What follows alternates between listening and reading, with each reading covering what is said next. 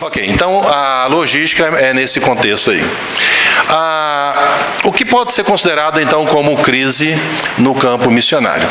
Aí foi a listagem. É lógico que essa listagem ela é muito mais ampla, mas eu pontuei algumas delas. A crise, uma das coisas que eu tenho chegado à conclusão nos últimos anos, que muitas das crises, elas não necessariamente são envolvidas pessoas que nós estamos trabalhando como o povo a ser alcançado, o povo a ser evangelizado, mas em muitas das situações a gente tem chegado à conclusão que a crise, ela se estabelece também com a equipe que tem a cumplicidade de fazer a missão. Até eu tenho usado a nomenclatura que muitas vezes o povo não alcançado são os próprios missionários. Porque enquanto ele está sozinho, está ok. Mas coloca alguém para trabalhar junto com ele, aí há uma dificuldade. Aí envolve a questão da natureza humana, né? Os problemas que cada um tem, uma ideia, um pensamento, uma forma de agir. Então eu citei algumas, conflitos de equipe, problemas familiares, não somente daqueles que estão lá fora, mas dos que ficam no Brasil, quando é o caso que estão atuando fora do Brasil, dentro da própria... o cônjuge ou a família que tem algum tipo de crise, uma enfermidade grave. Então, quando a gente pensa numa enfermidade grave, é algum missionário que teve algum problema sério de saúde. Ou teve câncer, ou teve embolia pulmonar. Oi? Pode, fica à vontade, se tiver falta à vontade. Pode. Então, ou teve alguma enfermidade que leva a pessoa a estar numa situação crítica. Em alguns casos, pessoas que estão em situações críticas de enfermidade, ou podem ser solucionadas no país, ou a gente tem que trazer para fora do país. Eu sei que para aqueles que atuam no contexto missionário, sempre é difícil quando envolve a questão do seguro-saúde, porque hoje um seguro-saúde, ele é um custo operacional muito alto, né, para os missionários. Pode variar de $1.000 a $1.200, um pouquinho mais ou um pouquinho menos aí, dependendo do tipo de cobertura. Inclusive tem uma organização aqui chamada TCC, ou é TCC ou TTC? TTC. Eles é uma organização que eles atuam aí de fazer esse aspecto do seguro para os missionários. Tem feito um preço diferenciado. Mas a cada ano, individualmente, pode variar entre esse valor de $1.000 até $1.200. Um conselho que eu tenho dado é que você nunca vai naquela conversa, não, vai nesse seguro, porque isso aqui é bom, eu já experimentei e é jóia. Eu sempre penso um pouquinho diferente. Eu acho que onde você vai atuar, ou se você representa alguma igreja local, alguma agência missionária, onde ele vai atuar, ver qual é o melhor seguro naquela localidade. Porque pode ser que ele seja bom no contexto da Europa, mas de repente é ruim na Ásia, e que talvez seja bom na Oceania. E aí, para você não passar apuro, então essa pesquisa ela é muito importante, né? Então a enfermidade ela é um fator que nos leva a uma seriedade muito grande, porque a experiência tem demonstrado que quando os missionários vão ficando mais velhos e as doenças vêm e as enfermidades vêm e o famoso remedinho já começa a fazer parte da sua vida e do seu bolso, você tem que imaginar como lidar com essa situação. Eu falo que depois dos 40, 50 anos, tudo dói, o que não dói não funciona. Então, vai chegar ao ponto, e lamentavelmente, a vasta maioria das igrejas, quando o missionário vai envelhecendo, não são todas as igrejas que têm a preocupação com o cuidado missionário. A gente sabe da importância que o missionário, ele não é importante só no momento do seu pleno vigor físico, no seu pleno da sua atividade missionária. Mas enquanto ele está vivo e dedicando a sua vida, até o último suspiro, a gente tem que ter o pleno cuidado. A gente tem que olhar todos os aspectos, a gente não pode abandonar. Então, quando a gente pensa na enfermidade, a gente tem que se preparar como lidar com os missionários que estão envelhecendo. Porque os problemas vão surgindo. Não dá simplesmente agora vão descartar os mais velhos e injetar um monte de gente nova, como os velhos já não tivessem mais a devida importância. Então, pensar em situações de crise são momentos e colapsos que enfrentam muitas das organizações missionárias, e ela tem que aprender como lidar com isso, né? Outro aspecto, a perseguição religiosa, também muito comum, né? Muito comum a questão da perseguição religiosa, como aconteceu um caso, bom, como está filmando agora, eu vou ter que falar mais genericamente. Como aconteceu um caso, um determinado missionário aí numa região do mundo, que ele recebeu uma ameaça via e-mail. Talvez você deve lembrar dessa história, né? Que depois a gente pôde... Ele colocou da seguinte situação, falou, você tem 15 dias para sair do país, eu sei onde você mora, a sua esposa chama tal, seu filho chama tal, sai tal hora, entra tal hora, mostrou todo o aspecto. E aí ele falou assim, agora, olha, eu saio do país ou não saio? E muitas vezes joga um peso na liderança, e a liderança tem que lidar com essa situação, porque se você não tira, acontece alguma coisa, você está numa situação crítica. Você pode ter certeza que nos momentos de crise, a sua sensibilidade, ou não a sua, na verdade, deixa eu corrigir, a sabedoria de Deus é algo que a gente tem que buscar constantemente, porque enquanto está bem, tudo está bem. Alguma coisa acontece errado, aparece um monte de crítico de plantão. Aquelas pessoas que nunca envolveram com a obra missionária, não está nem para a obra missionária, mas se acontece o errado, aparecem esses que tem, que eu chamo de, que agem pelo espasmo, né? Aconteceu um problema para ele, se envolve, é o emocional, o público emocional. Uma coisa muito interessante, uma outra vez eu falei num seminário, que a pessoa que faz gestão em situações de crise, a conclusão que eu tenho chegado, aqui eu estou baseado no que eu vivencio, é que não pode ter gente muito emocional. Aí vem a pergunta, mas por quê, pastor? Por que não pode ter gente emocional? Porque a pessoa que tem muito essa pegada emocional, ele faz atrapalhar. Ele vive num patamar... Eu não estou falando que nós devemos descartar, veja bem, você tem que pontualmente saber a situação e friamente tomar a decisão e não se envolver emocionalmente com a situação, porque senão você mais atrapalha do que ajuda. Então a gente, nessa situação como quando eu citei rapidamente, perseguição religiosa, aconteceu com isso, né? Você considera o fator do missionário, da esposa do missionário, do filho pequeno, e agora? Olha que decisão difícil. E se traz, não acontece nada, foi só uma ameaça sem muitas consequências. Ou se fica, e aí entra numa situação crítica, acontece alguma coisa. A responsabilidade, você pode ter certeza que nessa hora a multidão sai, só fica você, o peão no meio lá, e o alvo da crítica, né? Ameaça de morte, né? Eclosão de conflitos armados, situações onde tem guerra. Hoje há uma estimativa em torno de 84 conflitos armados em andamento hoje no mundo. Então, de uma hora para outra, você está bem e a coisa pipoca, né? E o nosso colega aqui tem experiência muito nessa região, não vou citar o nome dele por causa da gravação aí. Depois vocês podem conversar, ele tem experiência de conflito de guerra, né?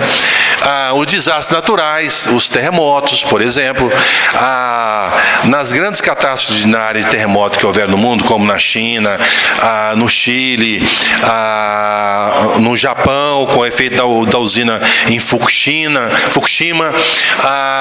também Indonésia, com o tsunami na Indonésia.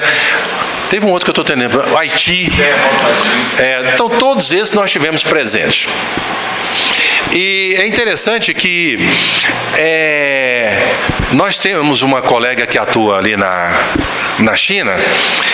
Na hora que o terremoto caiu na mídia, Aí aumenta, você vai vendo os volumes de telefonemas que vão chegando na agência. As pessoas começam a ligar. Então, pessoas que nunca ligaram, preocuparam, ligaram, sabem que está. Mas apareceu na mídia, aí a pessoa se sente emocionalmente querendo envolver. Aí eu falo assim, onde que ela está? Falando, não, nós colocamos ela num campo de futebol. Mas como é que vocês colocam no campo de futebol? Aí a pessoa, você vai ter que explicar. Quando você trabalha num contexto de uma agência denominacional, você tem a torcida do Corinthians e do Flamengo, tudo ali prontinho para te criticar. Bom, não estou criticando os flamenguistas nem corintianos, não. Quem continua sendo. Mas eu estou falando assim, que é um volume de gente que começa a criticar. As pessoas não raciocinam. Por coitadinha da missionária, está no campo de futebol. Aí você vai ter que falar, meu irmão, a região onde ela está é uma região onde tem placas tectônicas. E aí você tem que dar uma aula sobre placas tectônicas. Que as placas tectônicas fazem isso, tem os movimentos, papapá. E quando acontece um terremoto, os próximos momentos, ele vem com maior intensidade. O prédio dela ruiu. E nos próximos momentos, ela tinha que ficar num campo aberto. Uma barraca, naturalmente. Ela, mais um monte de gente da cidade. Nós alocamos numa barraca. Então, os próximos dias, ela, pelo menos teoricamente, no campo de futebol estava aberto. Não tinha nenhum prédio, não tinha nada lá para trazer problema. A não ser que abrisse lá uma cratera no meio do campo de futebol, que não aconteceu. Não, mas coloca ela no hotel, coloca no... Gente, mas... Aí você tem que gastar um tempo, você já está fazendo uma gestão de crise, você já tem que gastar um tempo para explicar para as pessoas, mas elas não entendem. E fora a situação crítica de fazer o rastreamento, porque no terremoto destrói a comunicação, destrói a infraestrutura da cidade e dos lugares que foram afetados, e você tem que fazer o rastreamento. Então eu fiz rastreamento a partir de São Paulo, fiz via México, que México foi para a Europa, que para a Europa foi para a China. Agora vocês tentam entender uma agência missionária que não tem toda a ferramenta de um Pentágono ou de uma CIA, que a coisa é feita muito assim no vamos ver e acontecer, você vai tentando rastrear e fazendo a conexão até que você consegue e você orienta, olha, fica do jeito que está e vamos trabalhar para a pessoa sair. Ou sair para uma cidade onde não houve o terremoto, ou para um país próximo, ou numa última instância traz para o país de origem, né? Então, esses desastres naturais, como aconteceu também, por exemplo, com o terremoto no Japão, com o efeito do tsunami, né? Porque o terremoto, ali também no Japão existem as placas tectônicas, há movimento de terra debaixo do mar, não só movimenta as terras ali, mas a água que vira as ondas que entram, que vocês acompanharam toda a mídia, então não é novidade o que eu estou dizendo. Mas destruiu a usina efeito Fukushima. Aí alguns colegas falaram, não, vamos lá ajudar os que estão lá. Eu falei, não vai. Mas por que nós precisamos ajudar? Aí você tem que dar uma breve aula de física para a pessoa. Por quê? Eu estou falando isso é que eu fiz física. E especializar para física nuclear. Quando a usina, o contexto que a usina no Japão de Fukushima houve aquela destruição, ela começou, então, soltam partículas, e não é só naqueles primeiros momentos, num raio de 100 quilômetros, porque ela sobe e o vento empurra. Então, se você vai para a região, naquele primeiro momento, não tem o equipamento adequado, é o emocional, né? Por isso que eu falei no início, quando a gente trabalha em contextos catastróficos similares a esse aqui, a gente não pode agir emocionalmente, porque você pode, na sua ação emocional, você pode atrapalhar e prejudicar não só os que estão lá, mas prejudicar você mesmo. De repente você ser contaminado. Você tem que ter entendimento o que você está fazendo, né? Aí tem os golpes de Estado, atentado, prisão, né? Nós tivemos também, o nosso colega está aqui no Congresso, que foi preso. Isso também foi no Senegal, não sei se algum de vocês acompanharam. Esse para nós foi um dos maiores desafios, né? Nesse contexto, o nosso colega foi preso porque pregava o Evangelho. E ele ficou preso vários meses, né? E é interessante que nessa situação, quem mais atrapalhou foram as igrejas. Quem mais atrapalhou foram os missionários. Por quê? Nós somos brasileiros e nós somos latinos, né? Fazendo parte desse povo latino, somos muito emocionais. Por favor, quem é emocional, quem chora, não tem problema não. Não vai sair em crise aqui não, porque a gente vai ter que resolver outro problema. Eu só estou dizendo que a conclusão que a gente tem chegado, fundamentada no que a gente está vivendo, é que a composição da equipe, a gente tem que saber, primeiro você tenta estabelecer passos, nós vamos falar sobre isso, para resolver a situação. Porque o importante no momento é você resolver a sua situação. Não é um bando cai de cá, outro bando cai de lá chorando, e aquele movimento no meio da igreja e na internet, e as pessoas, nenhuma delas estão resolvendo, né? Então, alguns casos. Aí, caso de sequestro também, epidemias. Eu defendo a tese que onde nós vamos atuar, é importante aquele missionário que está atuando naquela região, e você como líder, saber quais são as situações que podem acontecer em determinadas regiões, para saber como lidar. Porque no Brasil, a gente não teve assim, guerra assim, algo nesses últimos anos, a gente não teve problema de guerra, pelo menos eu imagino que nenhum de vocês vivenciou alguma coisa de sequestro diretamente, ou algum parente próximo, ou ameaça de morte. Mas quando você vai para o contexto missionário, você depara com algumas situações, né? Morte na família missionária ou na equipe, como lidar? A primeira palavra do missionário: eu vou para a obra missionária e se eu morrer, você pode me enterrar lá. Depois que você morre, você não vai voltar para reclamar, mas a sua família vem que nem um rolo compressor em cima de você, e vem a justiça em cima de você.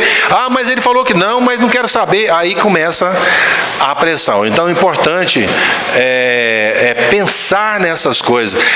O irmão aqui que é da cristã e que está começando nesse processo embrionário denominacional, é importante pensar nessas coisas, porque... Essas coisas que está falando. Eu estou apanhando um bocado de coisa que você falou assim, já tomei umas palavras. Já tem uma apanhada? Mas não desista não. Fica firme. A gente apanha, cai, mas depois levanta e continua. Então a gente tem que saber como lidar, né? O que pode ser secundário como crise? Não existe questão também de morte da família, alguém da família aqui no Brasil, ele estando lá, aí a pressão emocional vem, você tem que vir, você tem que vir. E a gente tem que ter planejamento. E muitas vezes o planejamento, ele pode ser visto de forma negativa. Eu vou compartilhar uma experiência pessoal. Vocês estão proibidos de me julgar, certo? Estão proibidos de me julgar. A minha mãe faleceu com 82 anos de idade. E o que mais complicou a vida dela para levá-la a óbito é que ela era uma fumante passiva. Meu pai que fumava, ela não. E o pulmão dela estava todo tomado. Meu pai já tinha falecido e tal. Quando eu cheguei no hospital, eu falei para o médico, falei assim, como é o estado dela? Aí eu falei assim, por favor, eu quero que o senhor seja claro comigo e fale a verdade. Porque minhas irmãs estavam muito emocionalmente envolvidas com a situação. Aí eu falei assim, eu não tenho problema de você ser transparente comigo. Fala, Bela. Ela falou assim, ela não tem muito tempo. A minha mãe morava em Goiânia, no estado de Goiás, e eu em São Paulo. Eu falei, gente, eu em São Paulo, eu sou o único homem, minhas irmãs estão lá, outro mora nos Estados Unidos, outra irmã em Pernambuco, a coisa fica... Então tem que fazer um plano. Eu tenho que saber como lidar no momento que se ela for, qual é o passo que eu vou dar. A gente tem que antecipar possibilidades de situações, que é melhor você antecipar do que você aparecer a situação e você vai pensar como agir. Né? Oi. Porque na hora da emoção você fica emocionalmente comprometido.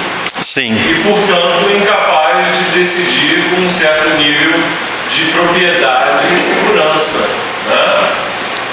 A primeira coisa que eu fiz, é verdade, a primeira coisa que eu fiz, porque diretamente eu estava emocionalmente, é a minha mãe.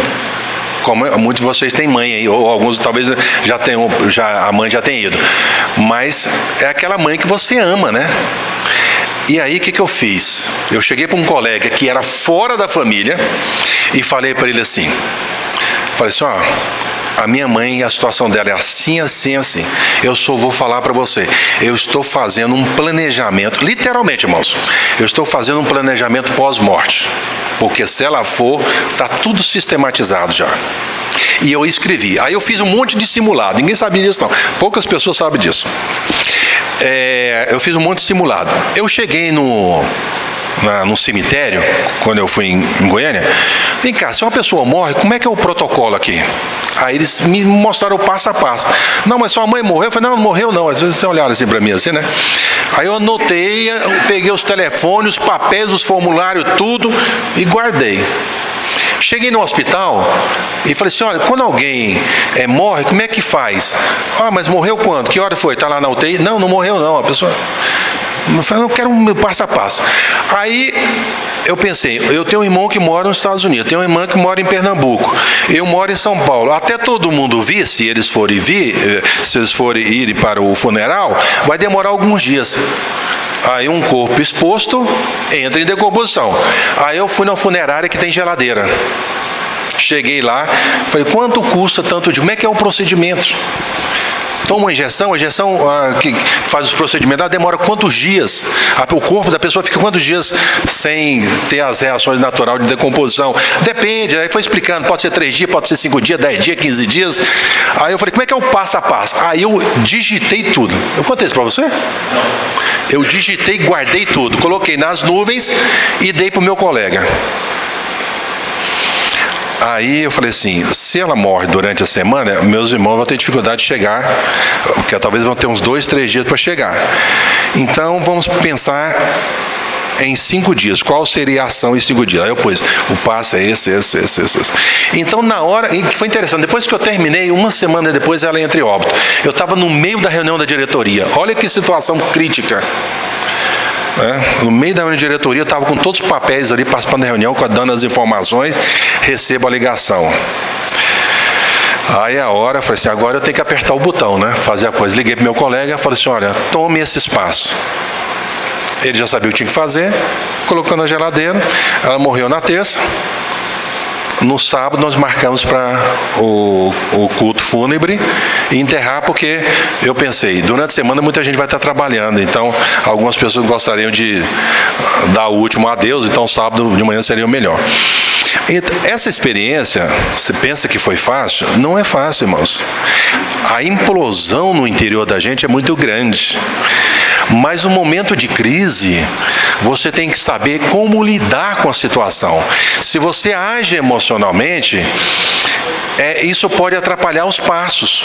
Então, se você planeja impossibilidade, se você trabalha em contexto de guerra, o contexto de guerra, o que acontece? Guerra! Então, quais são os caminhos que você deve dar? Inclusive, eu falei com os nossos colegas lá, né? Nós temos alguns colegas que estão aí na situação em contexto de guerra, ali com o Estado Islâmico, e aí nós conversamos sobre possibilidades, em qual hotel, primeiro caminho é esse, ou aeroporto, ou de carro, para tal país, para tal região, deixamos tudo planejado, porque se estourar, é a malinha que já está pronta e corre e já vai, né? Não dá tempo para você pensar, ter uma reunião, como aconteceu agora, na madrugada, nós deparamos com uma filha de um missionário nosso. Situação. O meu telefone fica 24 horas ligado, viu, irmão? Vai aprendendo a ficar com 24 horas ligado. Desse jeito mesmo. Sem fuso, né? Sem fuso, não tem hora não. Pastor, a minha filha foi presa. O que aconteceu? Num país da Ásia. Ela estava nos Estados Unidos, olha que coisa de jovem. Ela ganhou uma bala, não é bala de comer não, bala de uma arma. O cara colocou a bala na mala dela. Ela chega na Índia, a polícia passa no raio-x, vê a bendita de uma bala só. Prendeu. A filha nossa, do nosso missionário. Prendeu. E agora, hoje está em julgamento. Hoje está em julgamento. E aí o que você faz? Irmão, estamos orando por você. Também. Mas lá tem que arrumar um advogado, tem que deslocar a pessoa mais ou menos de uma distância de Porto Alegre para Fortaleza, tem que arrumar esquema de moradia, assessoria jurídica e um monte de coisas. Então a gente vai vivendo situações como essa, né? Guerras e enfim. Então, eu estou dando foco nessa exposição aqui, baseada em situações como essa que a gente vive o dia a dia. São coisas dos bastidores, que você não vai ver nas redes sociais, que você não vai ver na internet, no site, mas é o que a gente vive. Dá para escrever um livro, né? Dá para escrever um livro. Muitas vezes a pessoa, é interessante, né? As pessoas pensam que irmãos que estão em posição de liderança, acho que é bom só para tirar fotografia. Eles não sabem no bastidor o que acontece. São coisas realmente conflitantes, né? Então vamos pensar em alguns procedimentos, baseado em um pouco daquilo que eu mostrei. Primeiro, avaliar o que aconteceu e verificar exatamente os fatos, porque as fontes são diversas. Quando a gente hoje a tecnologia, eu tenho falado que a tecnologia deu um up na ação missionária, é impressionante.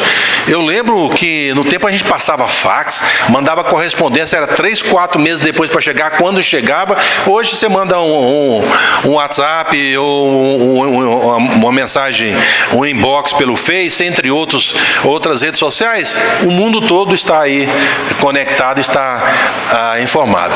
Mas, quando você depara com a notícia, e principalmente nós cometemos esse erro, muitas vezes a gente recebe mensagem aí pelo WhatsApp ou pelo mesmo por Facebook, a gente recebe aquilo lá como verdade. E a gente repassa para um monte de gente. A gente tem que averiguar a verdade. Gente, tem um caso que fala que uma missionária brasileira estava no corredor da morte, tem pelo menos uns 20 anos. Que essa história vem correndo nas redes sociais e nunca aconteceu. Há 3 dias atrás, um pastor entrou em contato, que estava mobilizando a igreja para orar. Eu falei, meu, você está orando por uma coisa que nunca aconteceu. E tem pelo menos 20 anos que eu tenho essa notícia atrás. Então a gente tem que verificar os fatos e ver, porque quando um passa a informação, a primeira coisa o outro vai, pega a nota e passa para outro, e assim vai aumentando. Segundo, a montagem de uma equipe para ser a sua ponte de conversação. Então, se você está aqui no Brasil, né, e tem alguém em algum país, então monta alguém lá que vai ser a sua ponte para iniciar a conversação. Ele vai ser a ponte das informações que você recebe, que são os fatos verdadeiros, e não acompanhar e achar o que está postando nas redes sociais é a verdade. Pode ser que seja, mas o que a gente tem visto é que essas postagens genéricas, elas mais distorcem a verdade do que, de fato, é o que aconteceu. Então, um representante no local é importante.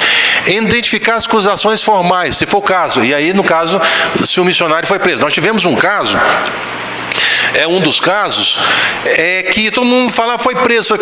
O brasileiro, ele é impressionante, é um grupo interessante.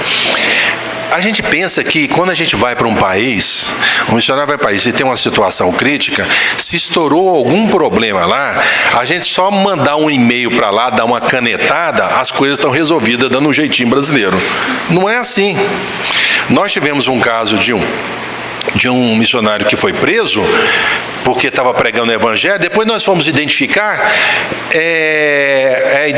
exatamente o que aconteceu e por que ele foi detido. As informações eram diferentes, porque onde está a acusação formal? A acusação formal está no fórum, está com o juiz. Então, ali que está o documento verdadeiro, o que de fato está acontecendo. E foram muitas pressões, não sei se algum de vocês acompanharam.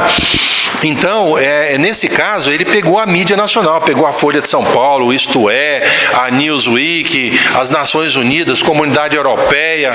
Entrou um monte de gente aí no circuito, e era um bando de gente mais emocional do que ajudava a solucionar os problemas. Então as pessoas não sabiam. Não, contrata um advogado. Ouvi essa aqui, Fernando. Contrata um advogado cristão no país lá perto. A pessoa não raciocina que eu fui no fórum, todo mundo do fórum era muçulmano. Aí você traz um advogado cristão branco. Olha a complicação. A gente tem que entender essas coisas. Não é para, vamos puxar um... Não, você tem que entender essas coisas. Quando... Ai, gente, vontade de desligar esse trem dessa... Essa câmera me inibe. Eu não posso falar muitas coisas, né? Mas eu lembro que quando nós estávamos de frente para o juiz falou assim, ó... E não adianta vocês falar mal da gente não, porque eu sei tudo que vocês estão falando. O juiz do caso. Aí eu falei, como é que você sabe? Ele falou, é simples, eu estou vendo as postagens aqui. Aí ele virou o computador, Lana, e pôs lá no Google Tradutor,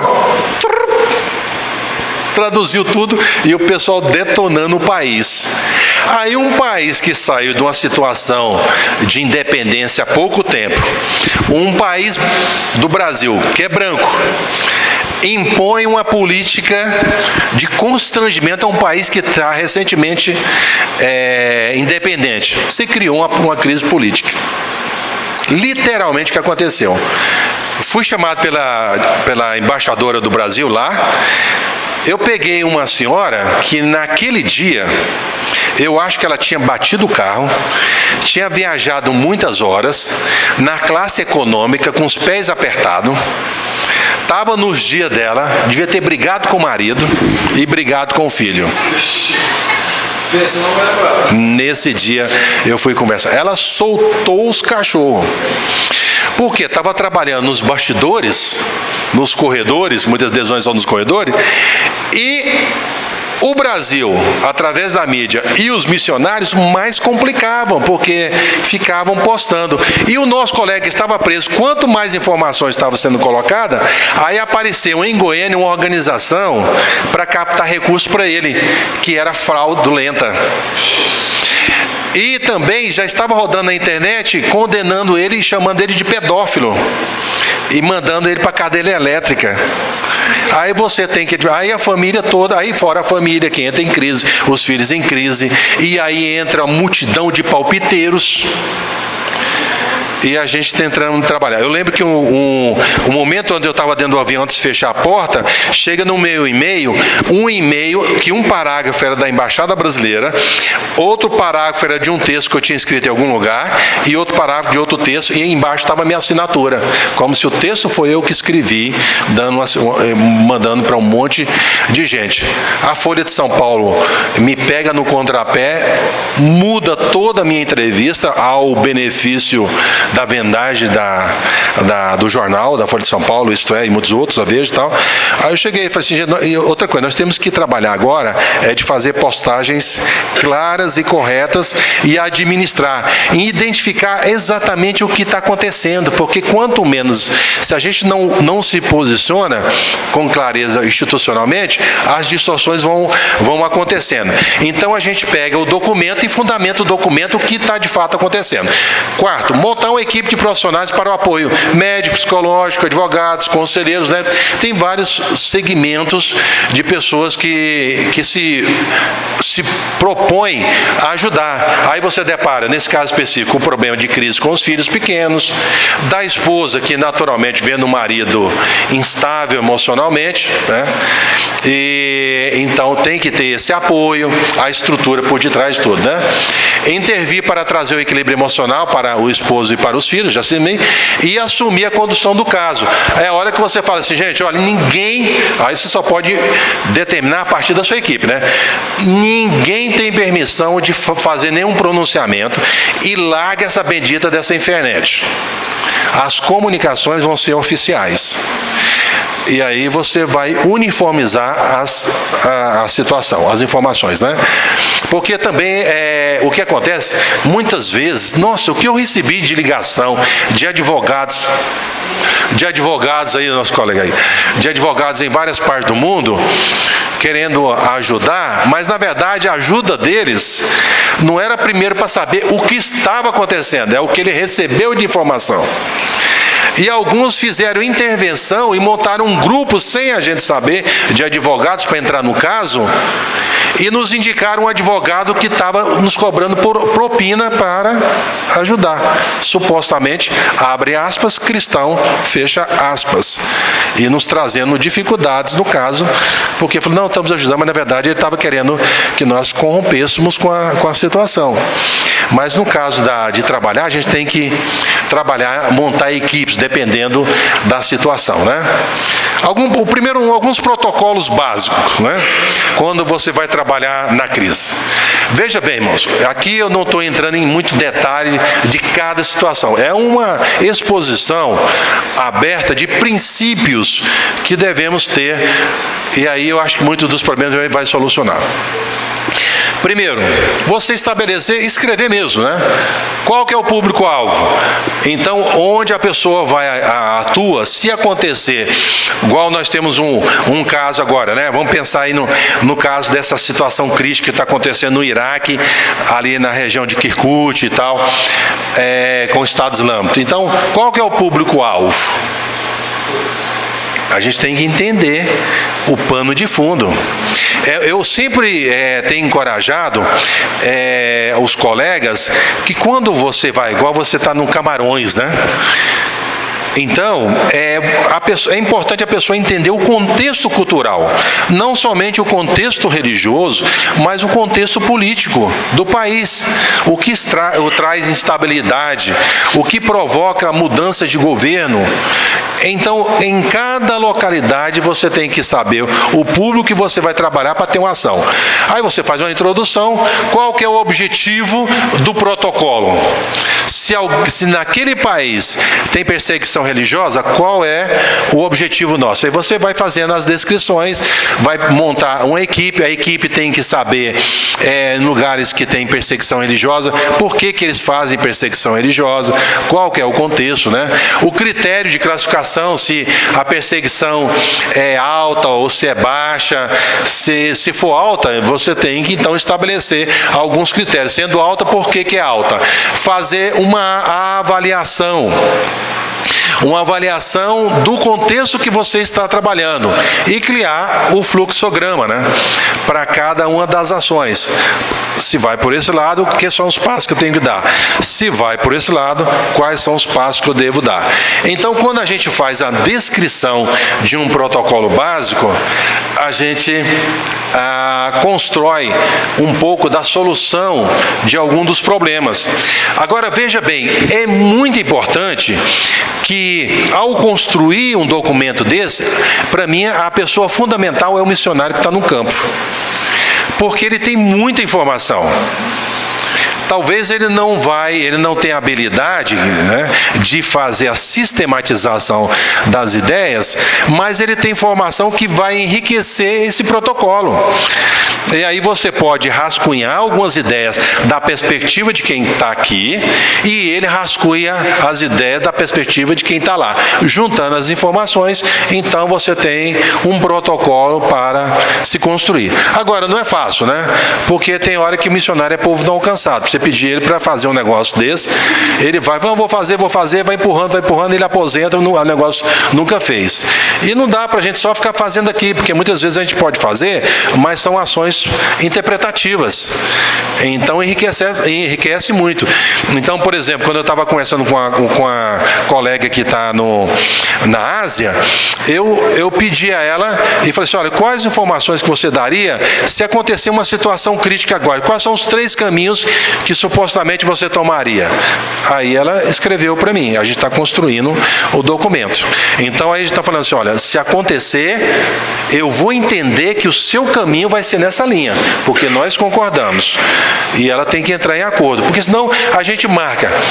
Tá bom, então se uma situação crise, vai para o Irã, porque de repente o país é mais perto.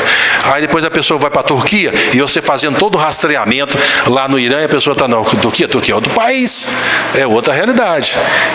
Se há uma mudança que no contexto não foi comunicada, comunique uma maior brevidade possível para a gente agir de uma forma que vai trazer uma tranquilidade, uma extração, se for necessário. Se tiver alguma pergunta, é só levantar a mão, tá? Não precisa só eu estar falando, não. A gente pode ir diluindo dúvidas aí na caminhada. Nesse caso, você marca uma pessoa na embaixada do outro país? Qual caso você está falando? No caso desse, para sair para outro país. Olha, Você marca com ela na embaixada do país? eu sou defensor que todo brasileiro deve se cadastrar na embaixada do país de origem. Na verdade, é mais na vasta maioria dos lugares que a gente tem experimentado, tendo a embaixada ou não tendo a embaixada não significa nada. As experiências têm sido zero. Quando a gente conta, eles mandam só um representante, olha lá, tudo bem, mas quem faz a coisa acontecer mesmo é a gente mesmo. É o missionário que está lá tentando achar os caminhos, a gente conversando aqui, tentando achar os caminhos. A formalização da embaixada é só para depois fazer um relatório. Olha, eu visitei o brasileiro que estava detido lá. É só isso. Exatamente. Então, na prática é isso que acontece. Então, na teoria, a propaganda do trabalho da embaixada, do consulado brasileiro é maravilhoso. Agora, quando você precisa da ajuda deles para tirar o nosso missionário da cadeia, que é o que acontece com a gente, eles não ajudam. Aí eles disseram para mim, como líder de campo, não, você arruma um advogado e tal. Não, mas isso eu já sei, senhor embaixador.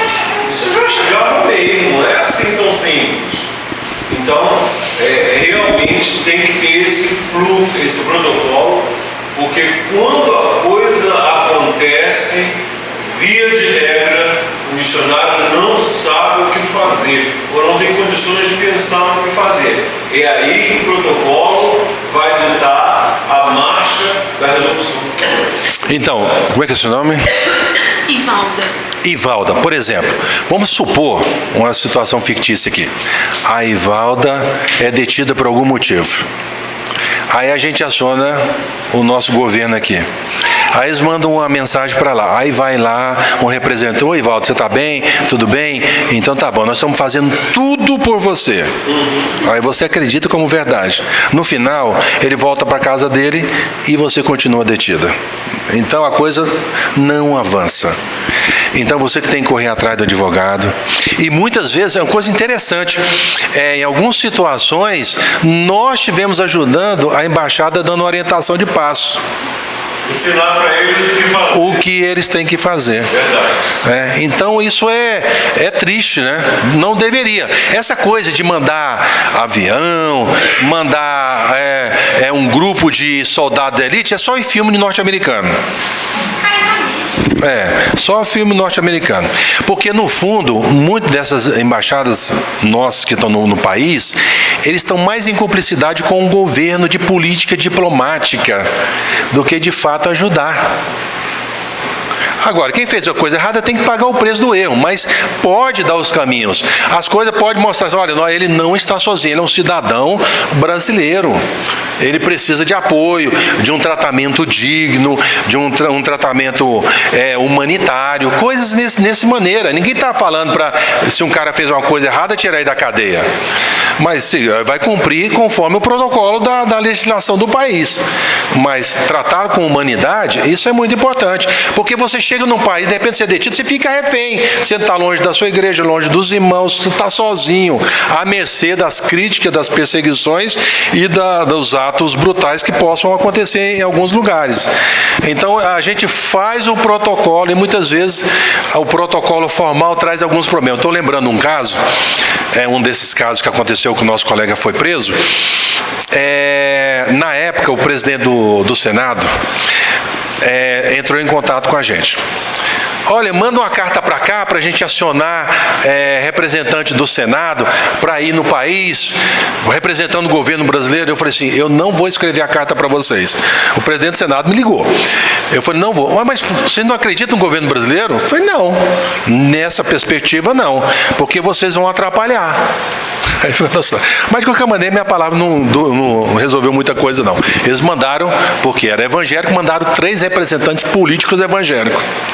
Os caras lá já tacaram a carteirada. Olha que coisa, olha que foi assim. Primeira coisa, já chegaram para um país recentemente independente. Nós estamos sabendo que vocês estão devendo uns maquinários para o Brasil e está tramitando esse negócio lá no país. Então, se vocês facilitarem e fazer a coisa mais rápida aí, a gente leva para lá. Aí que o trem ferveu. Porque você pegou o cara aqui, do governo lá ouvindo isso. É um país que expulsou os seus colonizadores. Aí entra o Brasil, que é meia boca, e dá uma carteirada dessa.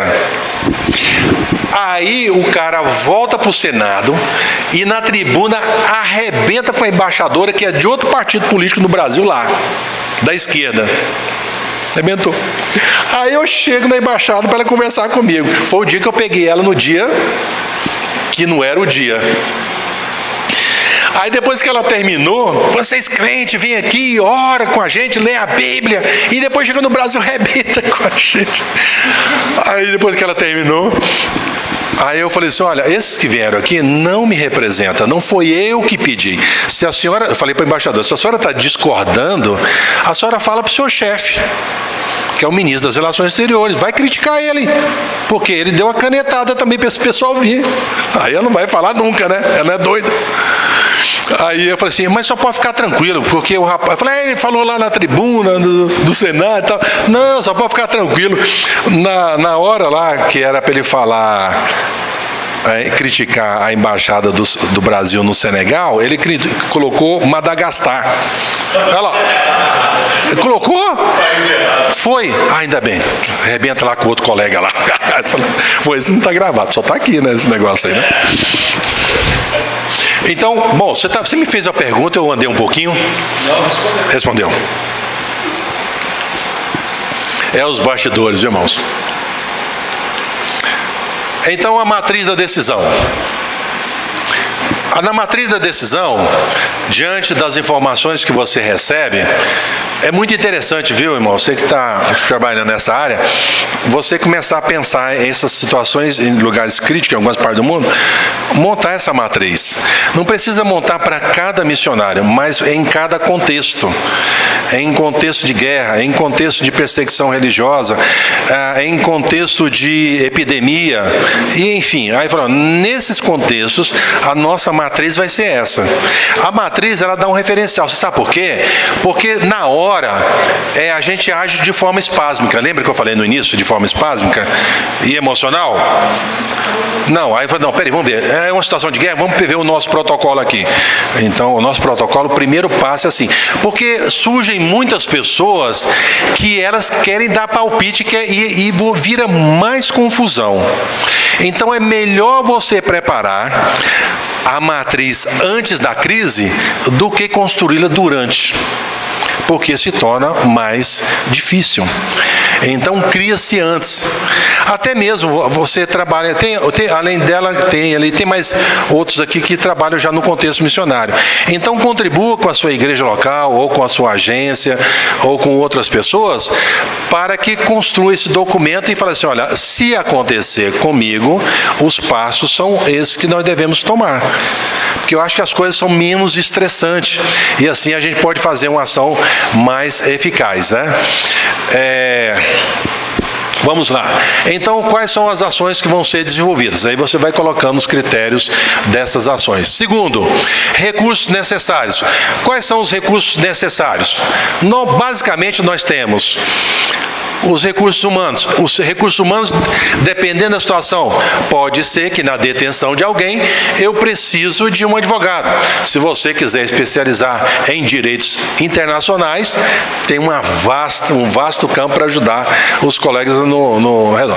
E uma coisa que eu vou falar um negócio para vocês. Eu estou falando para ele porque o irmão ali é advogado. Não vá com a ideia achando que o direito aqui no Brasil vai funcionar lá fora. Lembre-se, quando a gente vai para fora, é outra legislação, é outra dinâmica. E dependendo do país, no final das contas, o que vale é a religião. tem toda a lei, mas todo mundo lê a partir do prisma da religião. E a interpretação vai ser nessa perspectiva. Quando nós estávamos no fórum infestado, tá bom, vamos colocar dessa forma, um monte de muçulmanos, tudo que eles iam discutir, todos que iam debater, toda a tese deles era na lei, mas com a leitura dos fundamentos islâmicos. E depois nós descobrimos que a Associação Islâmica da Arábia Saudita estava por detrás de tudo e jogando rios de dinheiro para o negócio pegar peso e complicar mais para o nosso colega. Então tem muita coisa grande que acontece nos bastidores que a gente nem dimensiona. A gente fica achando que a obra missionária, esse contexto são coisa de casinha. Na verdade, existe toda uma arquitetura, toda uma estrutura do outro lado, e muitas vezes profissional, e vem que nem um rolo compressor, que a gente acha que é só ali, um irmãozinho para cá, e aquele negocinho todo. A gente vai inocentemente e traz dificuldades. E tem outras coisas que nem está escrito. Eu estava lembrando que esse colega que foi detido foi o nosso colega e uma outra irmã. Aí ela ficou na ala feminina e ele ficou na ala masculina. Aí quando eu fui uma das vezes visitá-los, aí eu fui primeiro na ala feminina, teve um momento de visita, aí ela me apresentou uma mulher da Nigéria, uma grandona assim, sabe, musculosa. Aí ela falou assim, essa aqui que é minha protetora aqui na prisão. Aí eu falei, por quê? Ela falou, não, é porque como o senhor está mandando mais comida, eu divido a comida com ela. Então ela falou para todo mundo, falou assim, ninguém toca nessa brasileira aqui. Se alguém tocar na brasileira, vai ter que passar por cima de mim. Como a mulher é uma 4x4, é difícil passar por cima dela. Agora, onde está escrito isso? Lugar nenhum. Aí a gente estava injetando mais comida. Isso aconteceu na ala feminina e também na ala masculina. Os colegas dividiam a comida, e a comida, porque era escassa no país, então era a proteção dos nossos colegas lá, né? Então a gente tem que pensar em vários recursos, porque se gasta, né? Eu sei que orar é essencial, é fundamental, mas uma ação dessa, o custo, né? O Leonardo sabe muito bem, no contexto do país onde ele está, que é outra situação crítica, um pouco do que nós já gastamos com aquelas 2 mortes, né? 2 mortes. De 2 adolescentes estavam fazendo um racha, falando genericamente, estava fazendo um racha, bateu no carro do nosso missionário, não, foi 3 óbitos. Não, 2 óbitos e um ficou no hospital.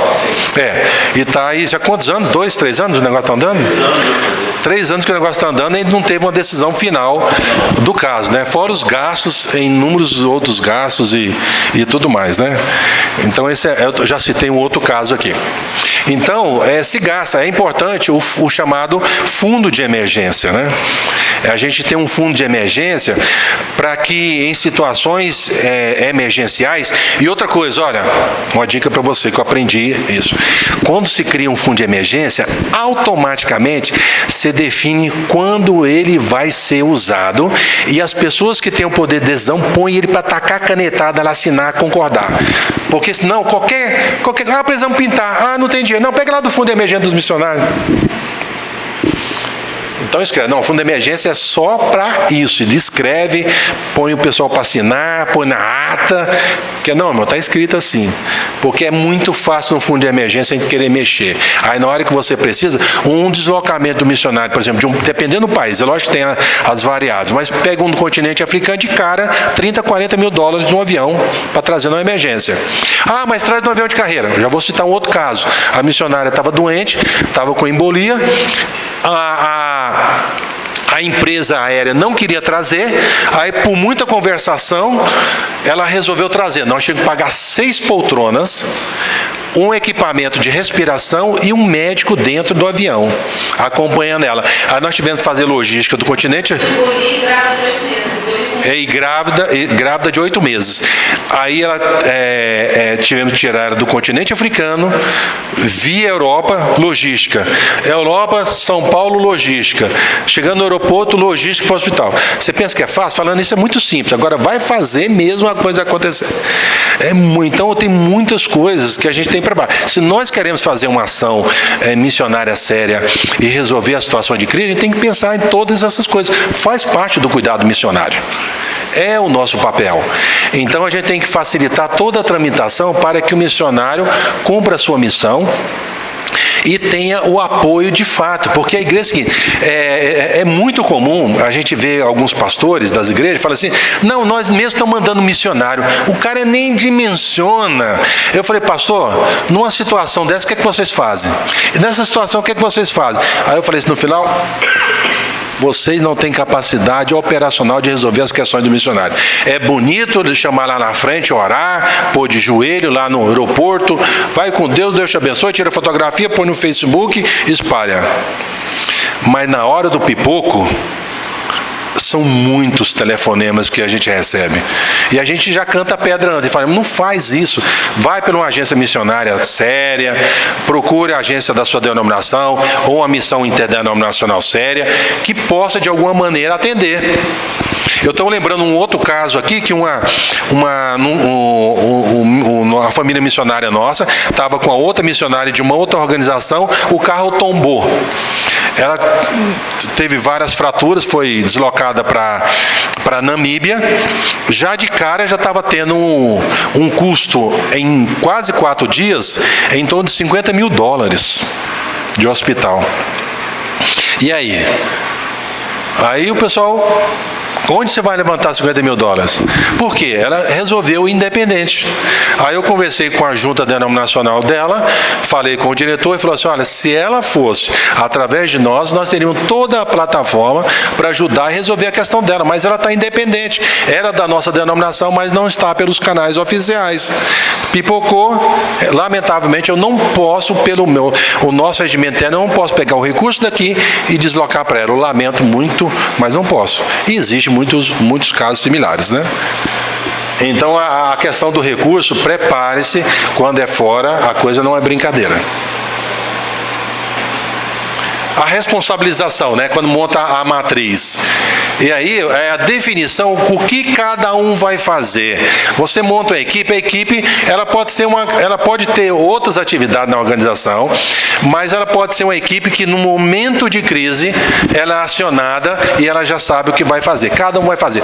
Você vai ser responsável para atender os telefonemas das igrejas e falar. Você vai ser responsável para preparar matérias para mandar para a mídia, ou evangélica, ou mídia secular, e assim por diante. Indicadores da matriz, né? É a avaliação de tempos em tempos, qual é a indicação. Então, por exemplo, deixa eu citar um caso aqui. Quando colegas que atuam hoje na região do Oriente Médio, no Iraque, por exemplo, você tem a região ali do Iraque, tem o Estado Islâmico, tem o Iraque, os curdos atacaram ali em Kirkuk, afastaram o Estado Islâmico, agora o exército do Iraque atacou os curdos, querendo retomar o poder. Se isso vai avançando politicamente, quem conhece a história política da região, talvez, eu não sei se você concorda dessa maneira, talvez se os aliados abrirem mão, o próximo passo é a região dos curdos. Certamente, concordo. Aí você fala, mas o pastor, esse aqui não tem nada a ver com a gente, nós somos missionários, nós só estamos pregando evangelho. Não, eu estou falando missionário que está lá. Então nós temos hoje um colega, tem 2 colegas lá na região que está a 30 quilômetros do Estado Islâmico.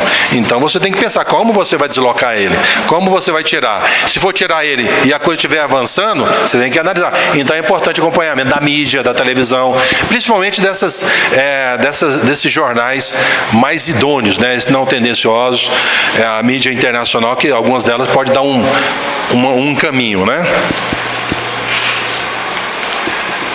O cronograma, já falei um pouco, né, sobre isso também. Vamos falar um pouquinho mais. As metas estabelecidas para cada matriz da decisão. Lembre-se que o meu objetivo é chegar nessa parede. Cheguei na parede.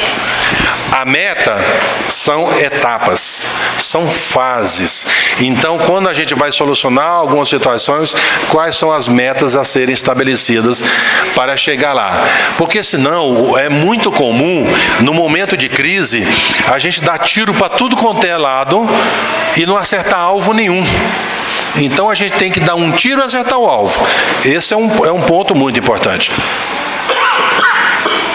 Alguma pergunta até aqui? Ele depois, Leonardo. Pode falar. Mas você lida quando a agência já determinou o plano de decisão e a família trabalha em paralelo? Não tem como, pelo menos o que eu tenho vivenciado, não tem como você excluir a família. Porque a família acha que você não está fazendo nada. E a família, ela sempre vai agir emocionalmente. É difícil você achar alguém na família que pense de forma racional. Então você tem que procurar. Primeiro, eu procuraria, como já fez, falei, irmãos, olha, da família, tem alguém que pode ser a ponte de informação nossa com essa pessoa? Então tem que identificar.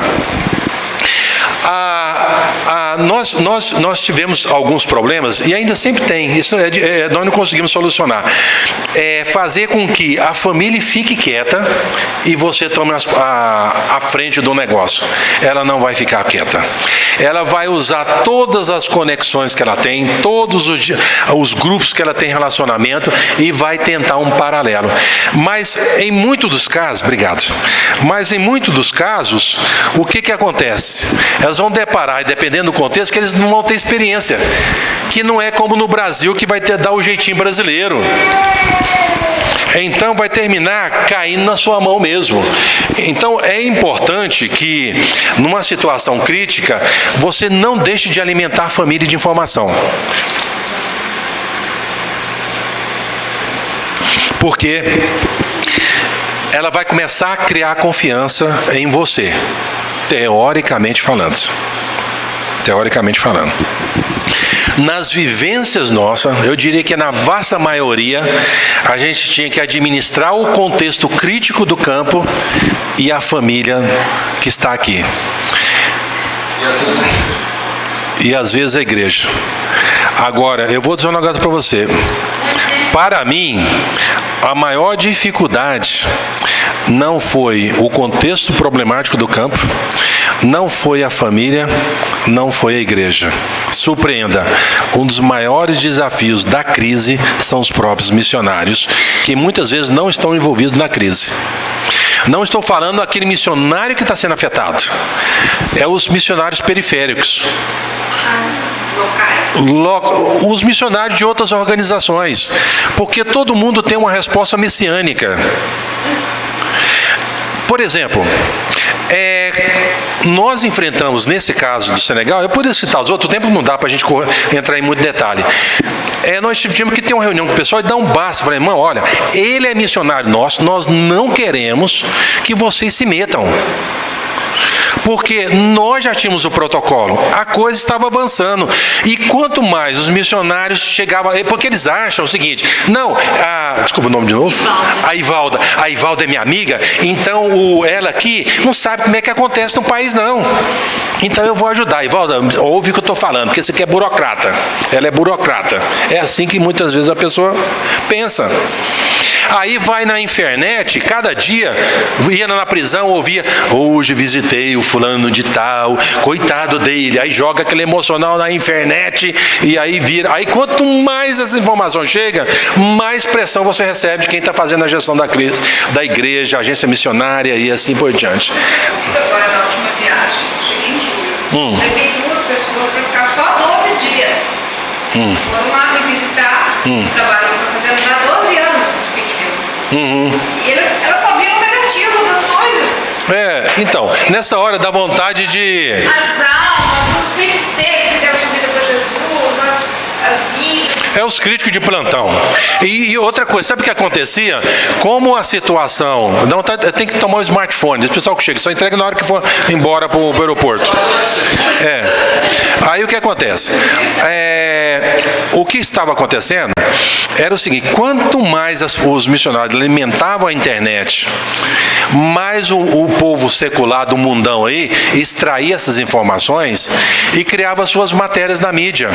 E aí trazia as deformações. Era mais um estresse. Mas pegar o caso de Ibama, coloquei lá do macaco, né? Que comem macaco.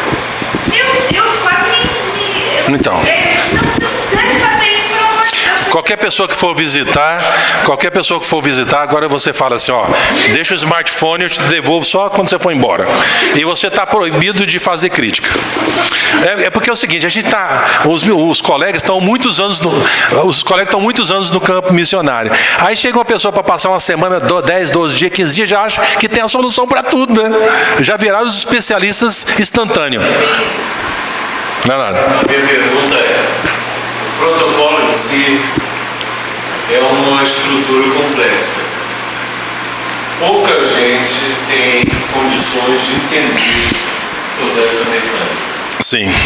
Quando nós estamos envolvidos com tantas partes como estamos no trabalho missionário, a igreja enviadora, a família do missionário, a missão em si, o missionário e a família, a esposa, os filhos, pelo menos 4 partes eu mencionei aqui agora, como a gente pode reforçar ou enforçar o cumprimento do protocolo mediante tantas e tão diversas perspectivas.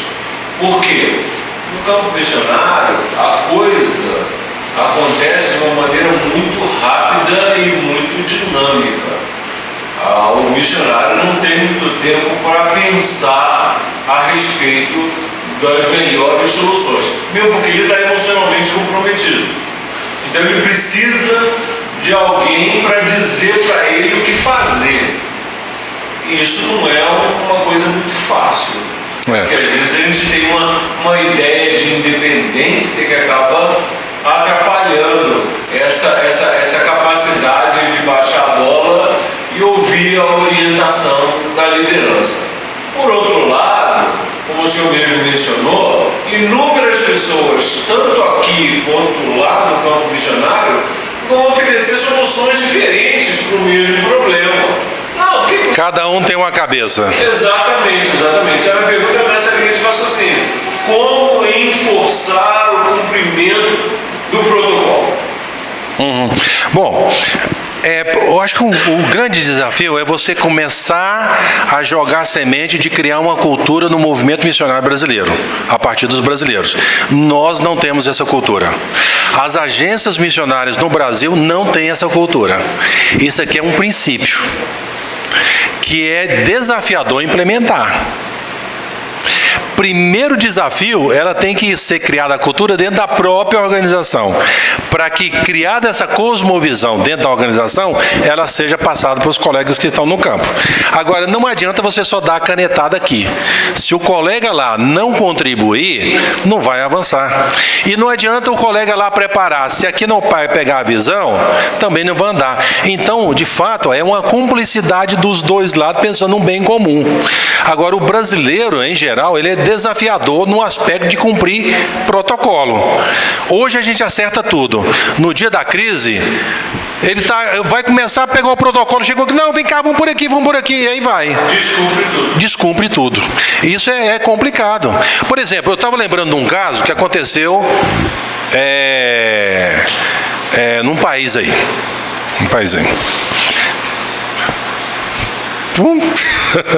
Aí soltaram uma bomba perto da casa da nossa colega lá. Da nossa organização. Aí o outro colega, que tem uma formação na área de saúde, correu para o hospital. Ele me liga da Ásia, liga pro fulano porque ele está indo pro hospital. Eu falei assim, ele é louco, por que ele vai fazer no hospital? Qual que é a ação natural? Poxa, ele é profissional da saúde, vai ajudar os feridos no hospital. Mas a pessoa não entende, Gente, por isso que eu falo que tem hora que eu sou missionário também, tá? Mas tem missionário que é povo não alcançado mesmo. Ele está falando assim, eu liguei para ele do Brasil lá para a Ásia e falei assim, não vai para o hospital, não, eu tenho uma formação, eu quero ajudar os feridos. Eu falei, você é doido? Quando solta uma bomba aqui, a próxima bomba é no hospital. Os que sobreviveram, o próximo momento é no hospital. Deixa passar algumas horas. É assim que acontece no mundo real. Aí é onde o emocional falou primeiro. O emocional dele falou primeiro. Agora, eu não tenho um jato, ou não sou o StarTech, que e aparece agora em poucos segundos do outro lado, né? Para barrar a pessoa. Mas muitas vezes a pessoa, ele compromete não só ele, mas os outros colegas. E outra coisa, quando a gente estava falando para o pessoal parar da internet lá com as informações desse colega que foi preso, quando a gente soube dessas informações do que estava por detrás da Arábia Saudita, não só estava comprometendo o nosso colega, mas todos os missionários de outras agências. Então, caiu o peso sobre nós, uma decisão de não somente proteger o nosso colega, mas das outras agências. Agora, como é que você vai fazer a ingerência nas outras agências? Você fala, mas o cara não ouve. Ele é o professor de Deus. Ele já sabe tudo. Então, muitas vezes ele está tão dentro do negócio que ele não consegue ver o todo, né? E a gente tem que olhar o todo. E essa administração não é fácil. Na nossa organização, isso aqui não é perfeito, não, irmão. Nós estamos dando os primeiros passos. Mas é uma tese que a gente defende, tá? Eu vou andar um pouquinho mais.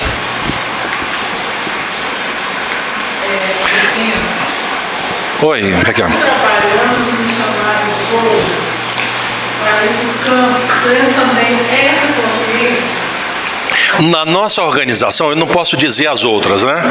Mas na nossa organização, nós começamos a implementar, já tem um bom tempo, chamado Semana de Orientação.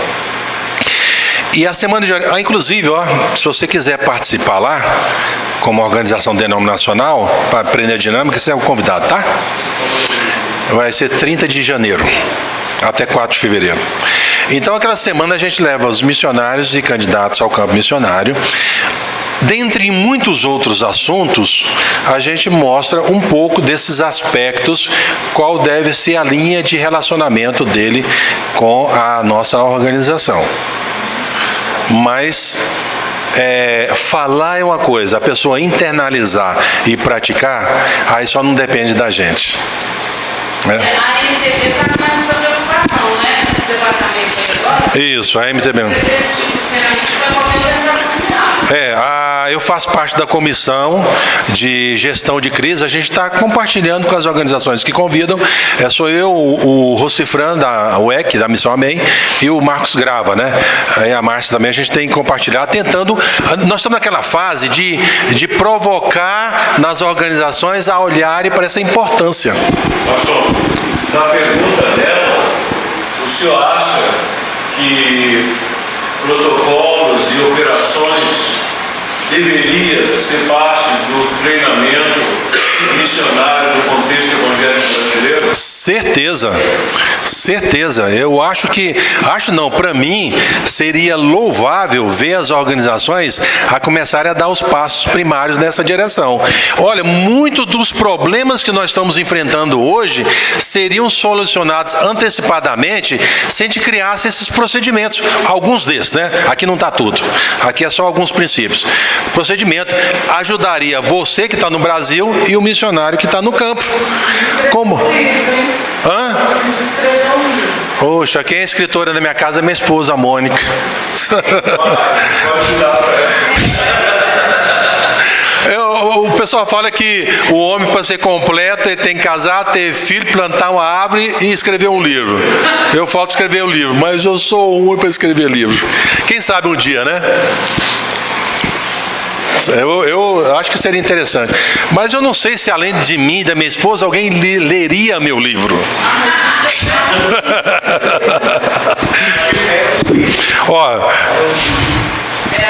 Mas muitos líderes não sabem nem da importância disso aqui. Muitos líderes nos procuram para dar dica. Não, teve uma determinada liderança, uma liderança expressiva no Brasil. Eu estava dando um seminário similar a esse. Aí a pessoa falou assim: ó, Agripino, você desculpa ter saído mais cedo, mas eu estava cansada. Aí eu falei assim: mas é importante você depara com isso. Não, na hora que tiver um problema, eu ligo para você. É fácil, né? Bom, vamos lá. Processo que atrapalha o andamento do caso. Administrar emocionalmente o cônjuge. Veja bem aí a doutora Raquel, psicóloga. Tempo encerrado. Mais 5 minutinhos. Vocês esperam mais 5 minutinhos, né? Administrar emocionalmente o cônjuge é porque também a gente depara que é natural que quando o marido está numa situação crítica, há um envolvimento emocional, não só do cônjuge, mas dos filhos também, né? Administrar os filhos, nós deparamos com muita situação crítica, porque os filhos acham que a gente não está fazendo nada, porque é meu pai, né? Aí você tenta entender o volume emocional que está na carga. Aí você tem que administrar a esposa, tem que aquietá-la, tem que aquietar os filhos e um monte de outros cenários que se constrói. Alguns missionários que não se entendem, né? É aquele que cada um tem o seu papel, o seu palpite e a sua solução. Lembre-se que eu tive que falar com alguns líderes lá. Falei: meu irmão, ele é da nossa organização, quem vai dar o comando somos nós. E falamos para ele: você está preso, você está na situação, então você vai seguir nosso comando. Se errar, se acerta, é outra história. Mas graças a Deus as coisas têm acontecido nesses anos. Aqui é missionário de outras organizações que oferece soluções mirabolantes, uso da internet de forma discriminada e irresponsável, né? A Infernet. As mídias governamentais e privadas, né? Relacionamento com a mídia evangélica, aí vai as igrejas, né? Porque, sabe o que é muito comum? É o que a gente chama o espetáculo do dia. O espetáculo do dia é o missionário que morreu. Aí joga, o missionário morreu, tal. Aí no outro dia, qual é a próxima notícia? E assim vai, nós vamos de onda em onda. A gente tem que tomar cuidado com esse espetáculo do dia. Nem sempre as notícias têm que ser divulgadas nas redes sociais. A gente tem que segurar, porque muitas notícias comprometem os outros colegas da nossa organização e de outras organizações. Você tem que avaliar, tem que tomar cuidado para a gente não ser irresponsável. Mas como conciliar a necessidade de interseção com o controle da veiculação das informações? Não é fácil, eu diria que é uma tarefa árdua, porque a internet você não tem controle. Uma hora você, de repente, lá na sua casa à noite, liga seu computador. Como é que eu vou saber que você ligou seu computador? Eu não tenho acesso ao computador. Então, uma das formas é uniformizar. Na verdade, o uniformizar, ela só ameniza o impacto da mensagem, porque hoje a mídia, as informações não tem como se controlar. A internet não se controla, e você sabe muito mais do que eu sobre isso, né?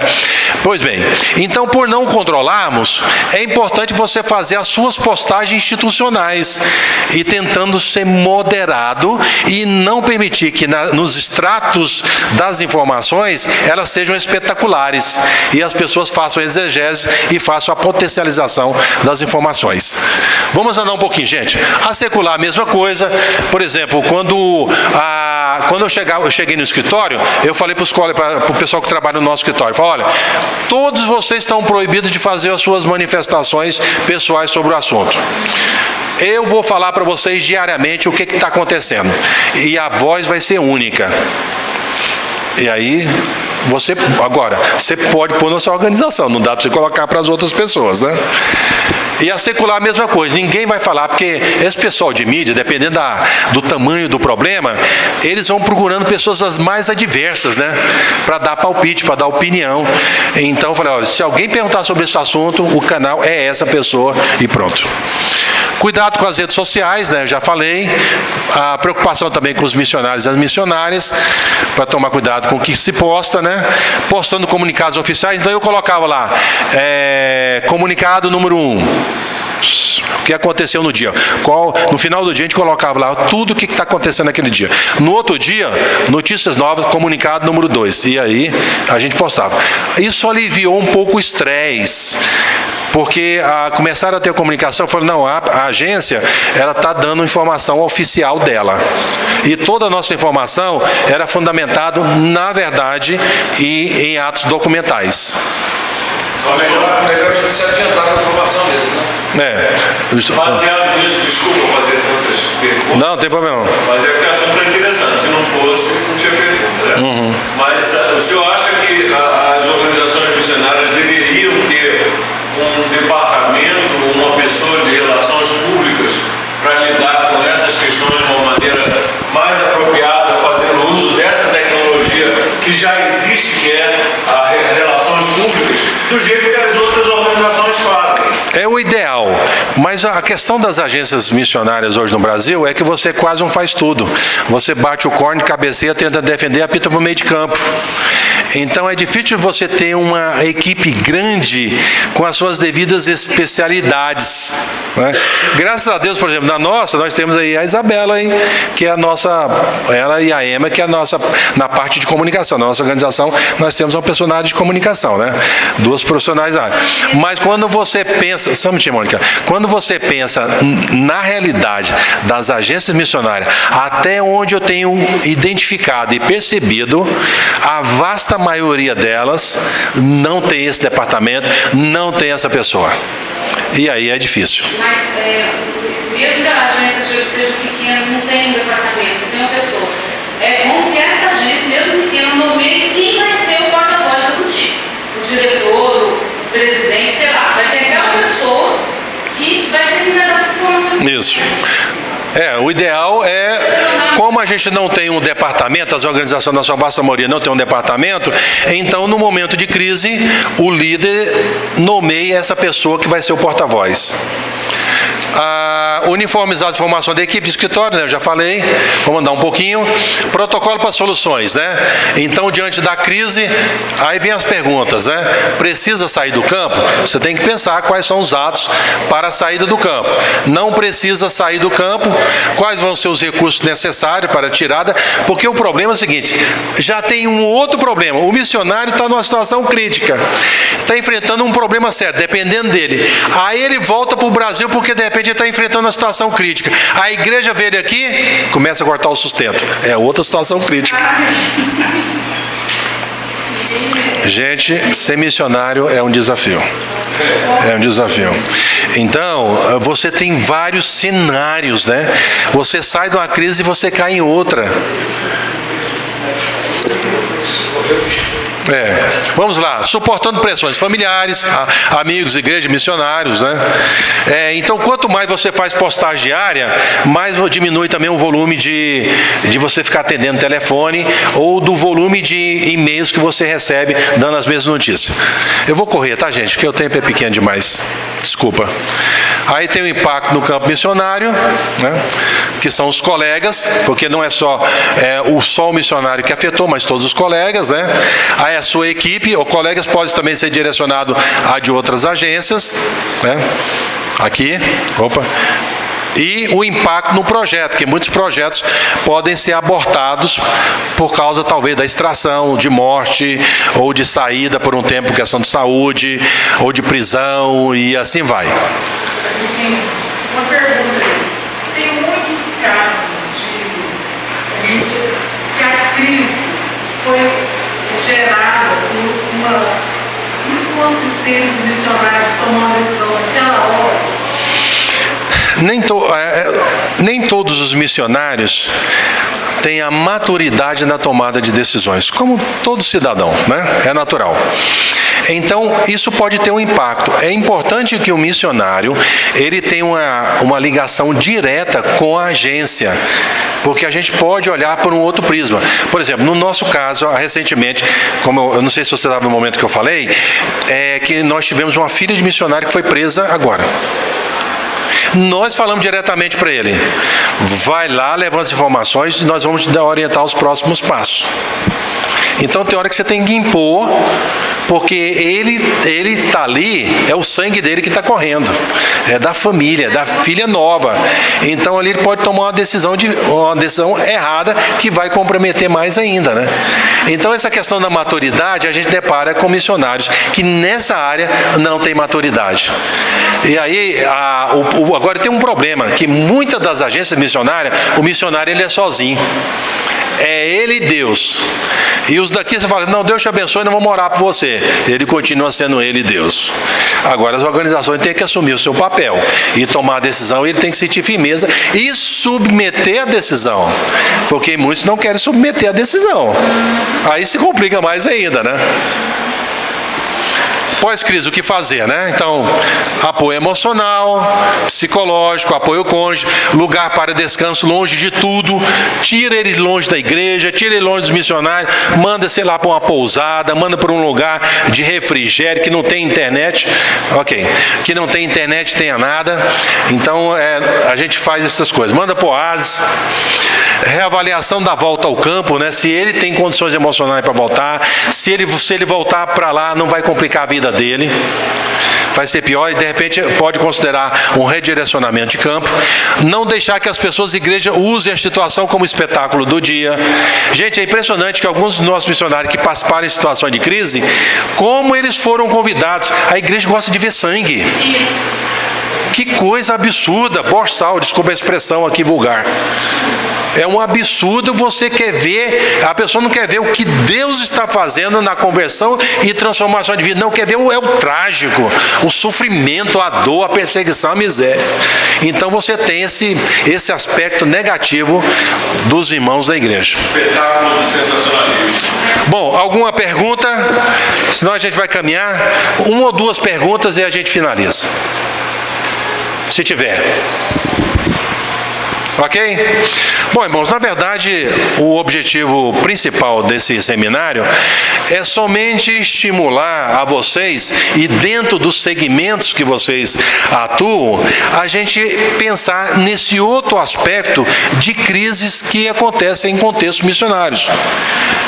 Que além da questão da saúde, além do aspecto psicológico, que afeta e desestabiliza os missionários, existe outras situações mais catastróficas, em calamidades, em situações de conflitos, que a gente não pode simplesmente ficar olhando e falando, vou estar orando por você. A gente sabe que deve orar, por favor, não vai fazer leitura errada. Devemos orar sempre, mas temos que também dar os passos para solucionar a crise. E aí você tem que assumir, se você é líder, ou da igreja local, conselho missionário, ou de agência, você tem que dar os passos e pagar um preço muito alto. Você pode ter certeza, se você não fizer nada, você vai ser criticado. Se você fizer alguma coisa, você vai ser criticado. Então, é melhor você ter a consciência de Deus que você está tentando, se esforçando, fazer o melhor e pedir a sabedoria dele para a condução dos casos a favor da obra missionária. Tá certo? Vamos orar então pelos nossos missionários. Quem tiver cansado, quiser ficar em pé, pode ficar em pé. Eu vou pedir então o pastor Leonardo que ore. Lembrado dos nossos missionários, que muitos deles estão enfrentando muitas dessas situações. Eu acho que já desligou ele, já? Ninguém sabe, né? Ele conhece muito bem de muitas das coisas que eu citei aqui, ele vivencia essas situações, então ele sabe tanto que é importante a gente olhar para essas áreas. Senhor Deus, graças nós te damos, ó Pai, pelo privilégio de viver na Tua presença, de sermos alvos da Tua graça e da Tua misericórdia. Merecer a salvação e a vida eterna, nós estamos conscientes que não merecemos, e merecemos menos ainda o privilégio de sermos usados na obra do Senhor. Por isso nós te louvamos e te agradecemos, porque o Senhor nos tem dado esse voto de confiança, de dividir o teu coração, o coração missionário, conosco, nos fazendo assim participar da tua missão dele. Por isso, Senhor, nós te agradecemos por esse momento, essa palestra, pela instrumentalidade com a qual o Senhor usou a vida do pastor Marcos Agrippino, não apenas na palestra, mas também no cargo que ele tem executado, a liderança do trabalho missionário. Nós te louvamos, ó Deus, pela vida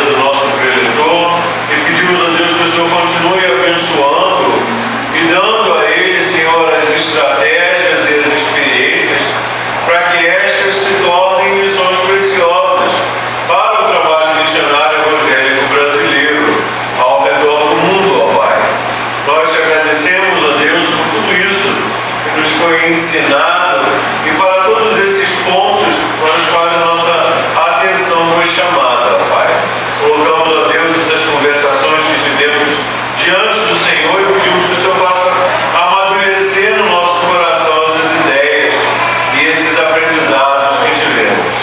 Pedimos, ó Deus, pelos teus servos missionários no campo, ó Pai, muitos agora passando por crises, passando por dificuldades, diferentes dimensões e circunstâncias. Sabedores que somos de que o Senhor é o Senhor da seara, pedimos, ó Deus, que o Senhor a cada um visite com graça e misericórdia, Senhor, guardando, livrando de todo mal, acampando, Senhor, os seus anjos ao redor e realizando, Senhor, a tua vontade, porque se sabemos que o Senhor é soberano, sabemos também, entendemos também que o Senhor tem o controle de todas as coisas nas tuas mãos, mesmo quando nós não entendemos. Por isso realiza, Senhor, a tua vontade, que é sempre boa, perfeita e agradável, independentemente das circunstâncias. Abençoa, Senhor, todos aqueles que trabalham na obra missionária evangélica brasileira, seja, Senhor, na administração, seja, Senhor, no background, seja, Senhor, na mobilização, na coordenação, nas estratégias, na supervisão. Senhor, a todos nós pedimos que o Senhor abençoe, ó Pai, e use, continue usando para a glória do teu nome. Eu te agradeço pela vida de cada irmão que aqui esteve, buscando, Senhor, não a sabedoria do pastor Marcos Agripino, mas a sabedoria do Senhor, através da vida e do ministério do teu servo. Por isso, Senhor, nós te louvamos por esse crescimento do Senhor na nossa vida. E pedimos que o Senhor continue a nos abençoar e sustentar a cada um de